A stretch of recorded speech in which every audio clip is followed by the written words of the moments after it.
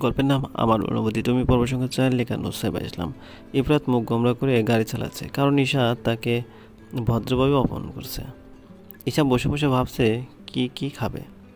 ভাইয়া, আমার এক ফ্রেন্ড কল দিছে, আমাকে ওরা সবাই নাকি মিট আপ প্ল্যান করছে। আমি বলছিলাম কি তুমি ইস্যুকে নিয়ে আলাদা ঘুরে আসো, আর আমাকে আমার ফ্রেন্ডসদের ওখানে দিয়েছো। আবার যখন বাড়ি যাব ওখান থেকে পিক করে নিও, লামিয়া বলল। তাহলে ঠিক আছে, যা, সাবধানে থাকবি, আর আমি না আসা অবধি কোথাও যাবি না, ইফরাত বলল। আচ্ছা ভাইয়া, তোমরাও খুব এনজয় করো। আর শোনো, আমি তোমাদের সাথে যাওয়ার আগে ফুচকা খাবো, তাই আগে খেয়ে ফেলো না, লামিয়া বলল। আচ্ছা, সাবধানে থাকিস আর আমাকে কল দিস টাইম মতো, ইফরাত বলল। আপু, আমাকে নিবে না তোমার সাথে? আমি একা একা কি করব, ঈশা বলল। আরে, আমার ফ্রেন্ড সার্কেলের মধ্যে তুই কি করবি? আর একা কোথায়, ভাইয়া আছে না। আমি গেলাম, টাটা, লামিয়া বলল। লামিয়া চলে যেতে ঈশা মুখ গোমড়া করে বসে আছে, কারণ সে একদমই চুপচাপ থাকতে পারে না। যেহেতু লামিয়া নাই, সে এবার কার সাথে কথা বলবে? ইফরাতের সাথে সে তো ততটা ইজি না। অন্যদিকে, আপনার কথায় আমি ভাইয়াকে আর ইস্যুকে মিথ্যে বলে এসেছি। আপনি আমাকে কেন ডাকছেন?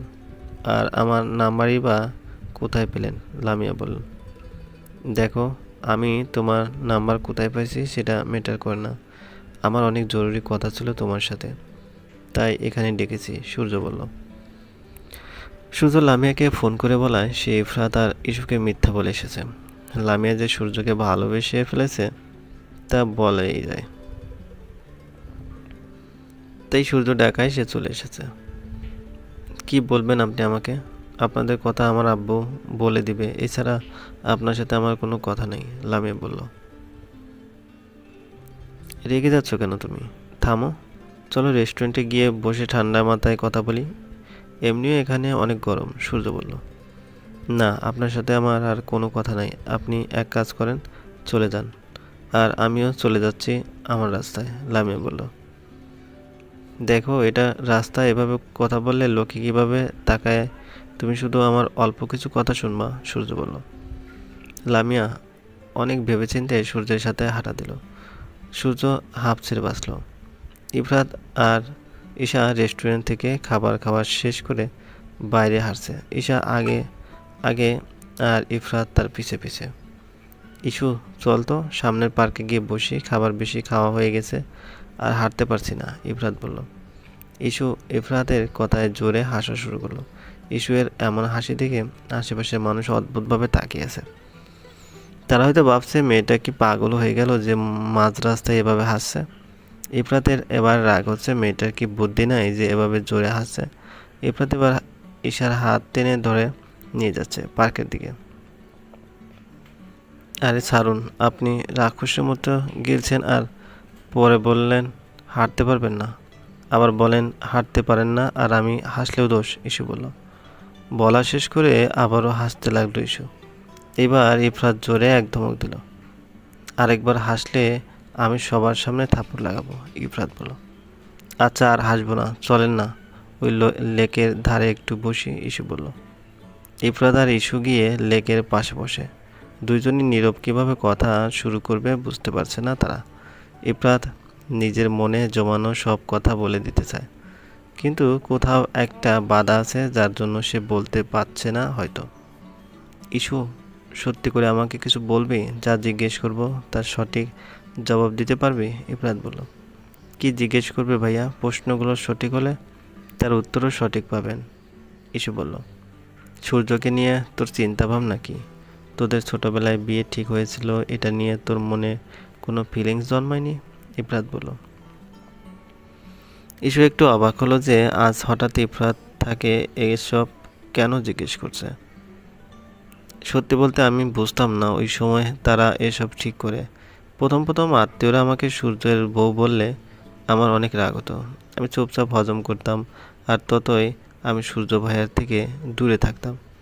আমার মনের মধ্যে শুধু ঘুরতো তিনি আমার বড় ভাই, ওনাকে আমার ভাই ছাড়া আর কিছুই মনে হতো না।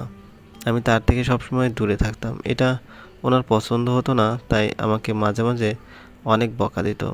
যতই বড় হয়ে লাগলাম আর কাকা কাকির আসল রূপ বেরিয়ে আসতে শুরু করলো। আমার বাবাকে ঠকানোর জন্য তাদের প্রতি ঘৃণা ছাড়া আর আমার কিছুই আসে না। আমি তাদের প্রচণ্ড ঘৃণা করা শুরু করি। তবে সূর্য ভাইয়াকে তার পরিবারের বিরুদ্ধে কখনো কথা বলতে দেখি নাই। আর এরপর থেকে আমি একবারও ভাইয়ার সাথে কথা বলা বন্ধ করে দিই। সূর্য ভাইয়ের জন্য আমার মনে কোনো ভালোবাসা নাই, আর না আছে শ্রদ্ধা, ঈশা বলল। অনেক মনোযোগ দিয়ে ইফরাত ইস্যুর কথা শুনছিল। ইস্যু অনেকটা ম্যাচিউরড স্বভাবের। সে নিজেকে সামলাতে পারে, নিজের ইচ্ছা অনিচ্ছা সব কন্ট্রোল করতে পারে।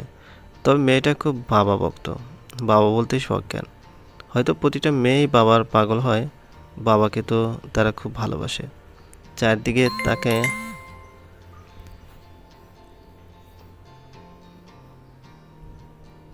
চারদিকে তাকিয়ে দেখে সন্ধ্যা নামাচ্ছে ব্যস্ত নগরী। সবাই খুব ব্যস্ততায় যাওয়া আসা করছে। পার্ক থেকে এবার তাদের বেরোনো উচিত। আবার লামিয়াকে পিক করবে, তারও একটা ব্যাপার আছে। ইস্যু চলে এগোনো যাক, সন্ধ্যা হচ্ছে। আবার লামিয়াকে নিয়ে আসতে হবে আমাদের, ইফরাত বলল। হ্যাঁ ভাইয়া চলো, অনেক দেরি হয়ে গেছে, ঈশা বলল। তুই আমাকে এত ভাইয়া ভাইয়া ডাকুস কেন? হ্যাঁ, এক কথায় 100 বার ভাইয়া ডেকে বোঝানো লাগে? আমি তোর মামাতো ভাই, ইফরাত বলল। ইস্যু হাসলো। সে তো ইফরাতকে রাগাতেই চায়। ইফরাতকে রাগাতে তার বেশ লাগে। ইফরাত রাগলে সেই সময়টা খুব উপভোগ করে ইস্যু। লামিয়া চুপচাপ সূর্যের কথা শুনছে মন দিয়ে। তার মোবাইলের রিংটোনে ধ্যান ফেলল। ফোন হাতে নিয়ে দেখলো তার ভাই কল দিছে। হ্যালো ভাইয়া। হ্যাঁ, আমার তো হয়ে গেছে, তোমরা কোথায়? লামিয়া বলল। আমাদেরও হয়েছে অনেক আগে, তোর জন্য অপেক্ষা করছিলাম। তুই কল দিছিলিস না, তাই আমি দিয়ে দিলাম। শোন, কই আসো সে অ্যাড্রেস দে, ইফরাত বলল। আরে তোমার আশা লাগবে না, শোনো, তোমার হানিফ মামার ফুচকার দোকানে গিয়ে ওয়েট করো, আমি আসছি, লামিয়া বলল। আচ্ছা তাড়াতাড়ি আসিস, কিন্তু আমি অপেক্ষা করব, ইফরাত বলল। লামিয়া কোল কেটে সূর্যের দিকে তাকিয়ে বিদায় নিল। আসার সময় লামিয়ার মধ্যে যেই ডাক ছিল যাওয়ার, এই সময় তার ছিটে ফোটাও নাই। সে মুচকি হেসে সূর্য থেকে বিদায় নিয়ে বেরিয়ে গেল। লামিয়া চলে যেতেই সূর্য শয়তানি হাসি দিল। যা বলার সে তো লামিয়াকে বলেছেই। কি ভেবেছিলিস তুই ইস্যু? আমাকে বিয়ে করতে তুই অসম্মতি জানাবি আর আমাকে অপমান করবি? আমি তা সহ্যে সহজে মেনে নেব? তা কখনোই হবে না। Be prepared issue. এখন তোর লাইফে আমি আছি। সূর্য আসছে যে তোর লাইফের প্রতিটা মুহূর্ত বিষিয়ে তুলবে। চলবে। গল্পটি ভালো লাগলে অবশ্যই লাইক করবেন, কমেন্ট করে জানিয়ে দেবেন। চ্যানেলে যদি নতুন হয়ে থাকেন অবশ্যই সাবস্ক্রাইব করবেন, পাশে থাকা বেল আইকনটি প্রেস করে রাখুন, যাতে নতুন নতুন ভিডিও আপলোড করার সাথে সাথে আপনার নোটিফিকেশন চলে যায়। অলরেডি যারা সাবস্ক্রাইব করে গেছেন তাদেরকে অসংখ্য ধন্যবাদ।